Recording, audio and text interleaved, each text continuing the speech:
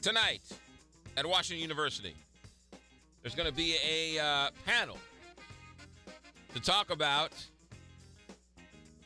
this country becoming a soccer country. On the panel will be Grant Wall, senior writer at Sports Illustrated, Clark Hunt, chairman and CEO of the Kansas City Chiefs and founding investor of Major League Soccer. Taylor Twillman is going to be there, ESPN soccer analyst. It's going to be at Graham Chapel tonight starting at 7 o'clock. And our next guest will be there as well, Dan Flynn, Secretary General of the U.S. Soccer Federation. Good morning, Dan Flynn. Good morning. It's great to be here. Let's get some things on the table so we can clear the air. I know almost nothing about soccer. I know that you don't use your hands, and I know that every time you score a goal, that's a point. That's right. Okay. I think I know offsides. Well, that's tricky, but okay. I grew up, believe it or not, watching the Cosmos with Pele and Giorgio Canaglia and Franz Beckenbauer. Absolutely. Right? So I know enough to be dangerous. All right. And they've been saying since I was 10 or 5, soccer's coming. Right. Soccer's coming. Right. Well, how come it hasn't come yet? What's Well, I think what's been holding it back all these years? I think the early statements, when I say early, 20 and 30 years ago, I think clearly the infrastructure for the business side of the game wasn't really in place. The Cosmos were if you will, the icing. You know, they were the top of the heap, if you will. The NASL actually was a very good league, but the ownership group really wasn't quite as strong from the top to the bottom. So you had a lot of participation, which we still do. But starting Major League Soccer, I think, is the biggest difference if you start comparing the two. These are long-term owners. They own other sports. They know about running sports organizations and leagues. As you mentioned, Clark Hunt will be there tonight. I don't think anybody with his pedigree, with his father, understanding the nurturing that it takes to build a sports property. It takes probably longer in a sports property at times than other kinds of businesses. So I think it's a combination of things, but clearly the business side in what Major League Soccer has done in the last 20 years is the biggest difference, if you will. And I don't say that I don't like saying, hey, the sport has arrived, but I also don't think we need to really make any apologies for where we are in the sports landscape. And I think we've got a place. I think it's evolving. I think it's growing. And there's an emotional connection in our sport between a fan and what goes on in the field that's slightly different than other sports, in my opinion, that I think gives us a real good position in the landscape. There's no doubt that when Busch Stadium sells out at a soccer event, that something's going on, right? I mean, there's no question that there's a bigger audience today than there was, say, 20 years ago for this. No question. And the advent, I shouldn't say the advent, but the proliferation of TV and cable TV. Literally in this country, you can watch the Premier League. I mean, that's the most obvious, but you can catch the German League, the Dutch League, the Spanish League, Major League Soccer. There's so much more on TV and so many more ways for kids to connect to whether it's their domestic star or an international star that you just didn't have 30 years ago. The way you connected, as an example, would be locally with the Cosmos. Today, you can be living anywhere in the United States and connecting with almost any of the big-name players around the world on a weekly basis. It's a completely different landscape. Now, I asked this question not as a hater, because I'm not a hater. No problem. But I have a hard time wrapping my head around this about soccer, and that is the end of the game. Mm-hmm. So the clock strikes 0. Right. And the umpire adds... Referee adds X amount of time for injuries. Right. And then after that time is up, then he continues to play until he decides when the game ends. Yeah, well, you've slightly, I think you said it, but the referee, it's 90 minutes. He will control injury time along the way, then assign the amount of time. So when it's posted as extra time, if it says 4, it means a minimum of 4 extra minutes. That's a part of the game that is very unique. It's something, quite frankly, domestically we've talked about finding a way, and I think technology, this is doable, where if he added, it would go on the clock on the scoreboard so everybody would know exactly what it would be. that has to go through a whole protocol, if you will, at the international level, which makes our sport very different, and at times can be viewed as moving slower than sometimes we'd like it to be. But that is a nuance. That's an interesting part of our game that we have to accept, because those are the rules, and you have to play, if you will, by them. That's what we're going to play the World Cup by. So it isn't like we're going to change anything between now and then. But we have had discussions with those, if you will, at the international level about that particular point. Explain to me, is there a love affair with it? Is it like the designated hitter versus the pitcher pitching? I mean, why is Europe so fixated, or why is that such a ritualistic part of the game? As somebody who wants to try and understand the game, I'm watching the game, and I don't know when it ends. Yeah, I think it's cultural. You grow up with some. And I think if you look at, I'll use baseball as an example. We were chatting. You were a baseball player. There's just nuances of baseball that are just unique to that particular sport. The number of pitching changes today versus 30 years ago is complete. I grew up with the Bob Gibson and Lou Brock and Kurt Flood era. So the game has evolved and changed. Our game has evolved and changed. That particular part hasn't yet. And I think it's just cultural. Then once he puts the extra time on, the extra 4 minutes, but it could be 4.5 or 5, whatever. Right. And then his time runs out. I've been told that if there's a team that's moving forward on an offensive play, the umpire or referee will allow that play to continue until its conclusion? Yeah, I don't know who advised you that. That may have been a referee speaking to that point, but the technicality is if it's 4 minutes and 38 seconds, and no matter where the ball is on the field, he's supposed to blow the whistle at 4:38. The issue at hand, as you're obviously describing, is nobody knows. Right. And so I think there is probably a little bit of human nature. If somebody's breaking in on goal, it would take a pretty tall order, I think, to blow a whistle dead. So, that's as I said, that's one of the unique aspects of our sport that you have to embrace, because everybody plays by that rule. And you agree it's a little odd because you're watching the NCAA tournament, and it's a buzzer beater, and they have to decide if it went off in time. They don't say, well, it was close enough and it's exciting. Let's just play ahead, see how it ends. I agree. It is a unique part of our sport. We're not going to solve it today. I know that. Hope Solo was on the show, friend of the show. She's on all the time. Every time she's in the middle of controversy, she comes on and talks about it. The World Cup game, I guess for her 4 years ago, there was an exciting game. I watched the whole thing. Right. When they played, was it China or Japan? No, we played Japan in the Gold Cup medal game. Yeah. And the game before that was one of the most exciting sporting events I'd ever seen. Well, I think you might be referencing the quarter against Mexico, right? Or Marta? No. Marta, that was Brazil. That was the World Cup in 11. Okay. It was the last. Rapinoe crossed the ball and Abby headed it in. Right. We won in penalty kicks. Right. Okay. So I watched that whole thing. Yep. I was up. I was down. Since I had a rooting interest because we were friends with Hope. It was exciting.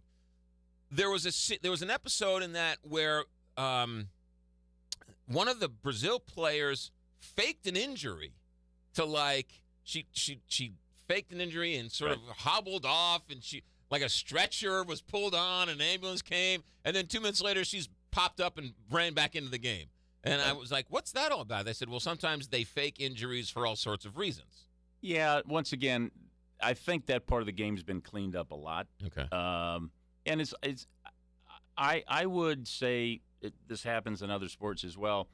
The people in charge of whether you're an umpire in baseball, a referee in hockey, whatever, you have a great impact on the game.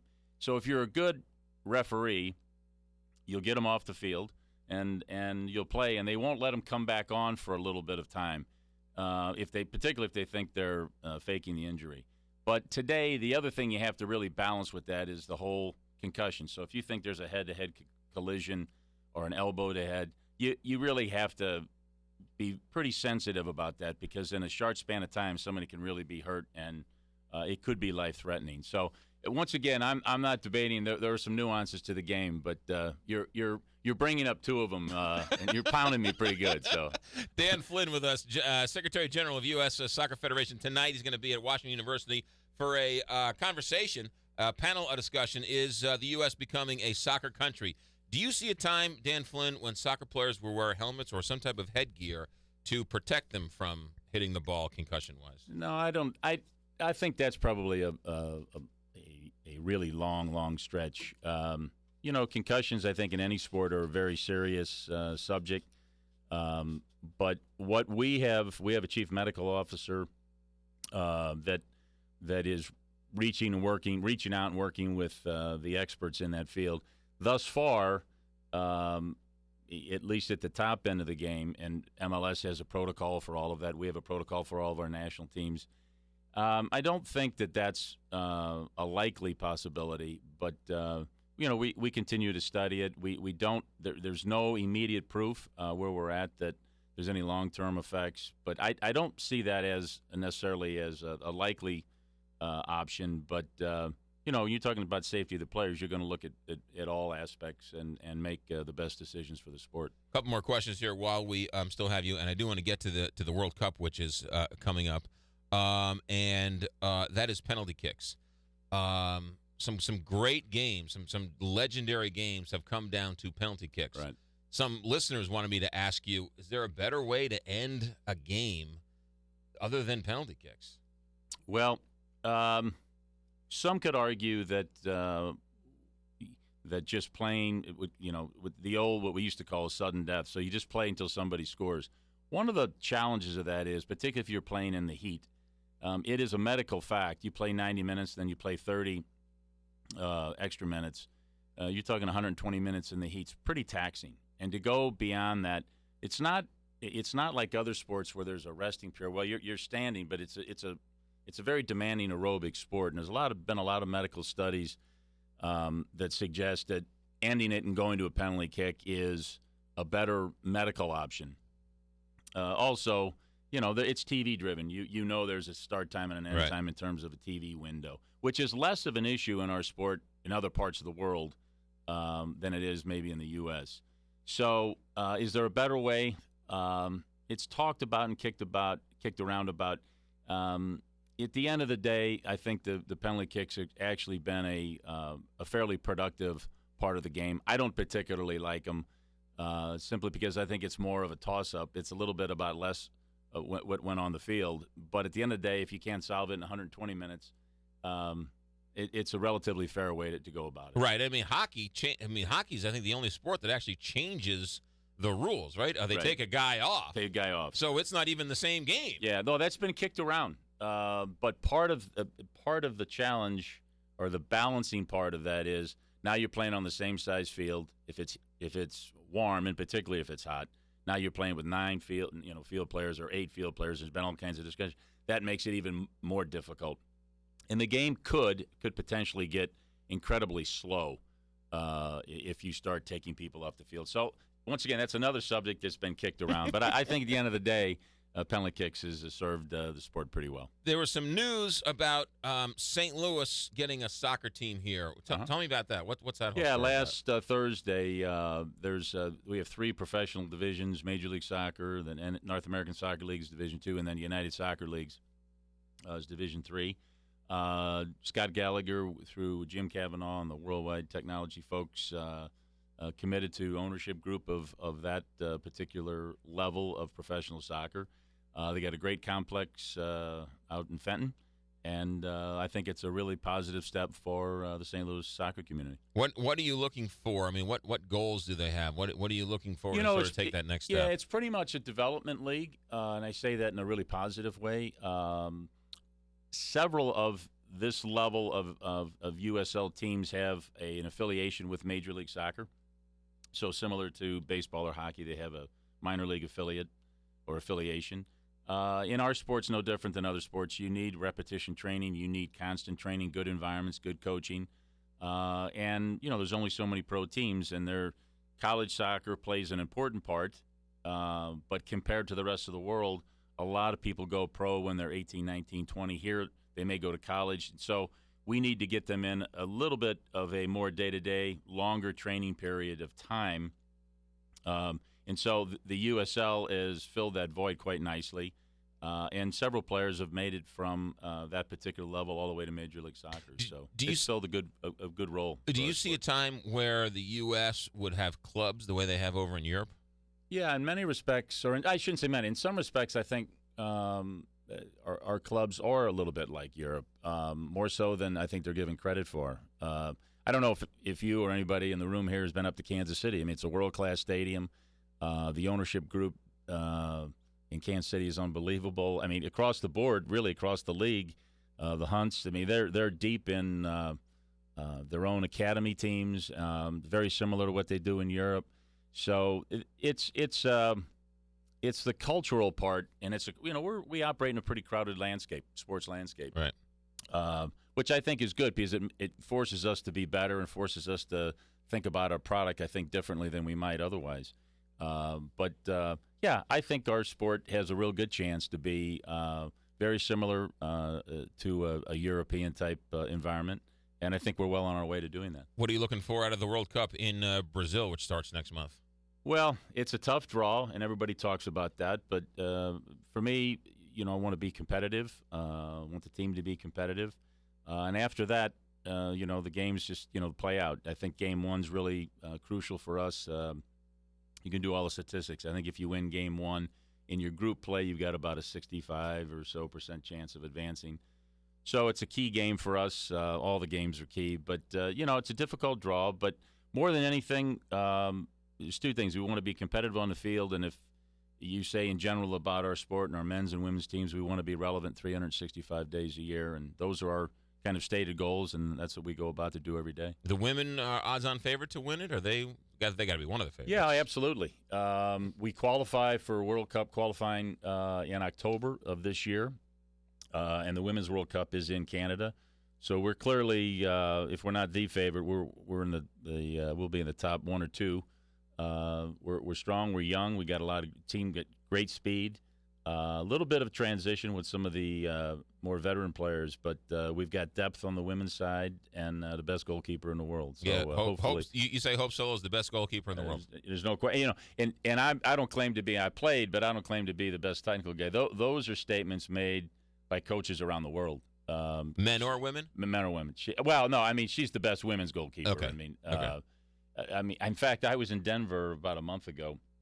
We had a friendly game against China, and I don't go down on the field all that much. I happened to go down, and they were warming up, and I was talking to the goalkeeper coach before the game, and he was warming up. Boy, I mean, she is lightning quick, and clearly, I'm not overstating it. She is the best in the world. And she's our friend. She's on the show all the time, Hope Solo, and was with the St. Louis Athletica here in town. So we had a chance to see your play. Dan Flynn tonight, 7 o'clock. Washington University, Graham Chapel, for a conversation, a panel of experts. Is U.S. becoming a soccer country? Dan, thanks for answering all the tough questions. No problem. Glad to be here. 8:28 here, Big 550, KT.